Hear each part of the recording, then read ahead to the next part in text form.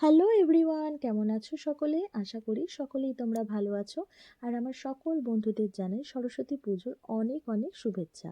গতকালকে বিকেলবেলায় বাবার সাথে আমরা দুজনে বেরিয়েছিলাম সরস্বতী পুজোর মার্কেটিং করব বলে।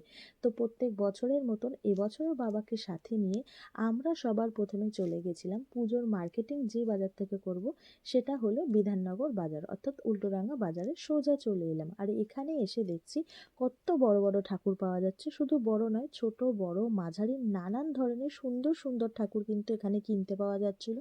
একে একে ঠাকুর দেখার পর আমরা ঠিক করলাম পুজোর আর সমস্ত বাজারগুলো সেরে ফেলা যাক।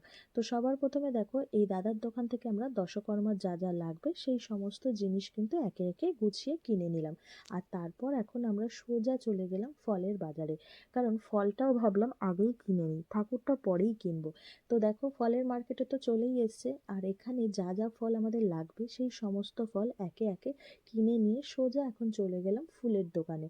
আর এই দাদার দোকানে কিন্তু আমরা 12 মাস ফুল কিনি, তাই যা যা ফুল আমাদের দরকার একে একে বলার পর উনি সুন্দর করে সাজিয়ে সেই সমস্ত ফুল আমার হাতে তুলে দিল।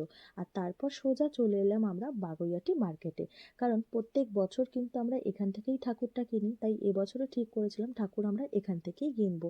আর এখানে এসেও একে একে এত ঠাকুর দেখেছিলাম, ঠিক করতেই পারছিলাম না যে কোন ঠাকুরটা কিনবো।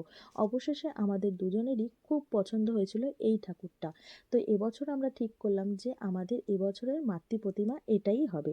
তো বন্ধুরা, তোমরা কিন্তু অবশ্যই কমেন্ট করে জানিও আমার এবছরের মা সরস্বতী কেমন হয়েছে।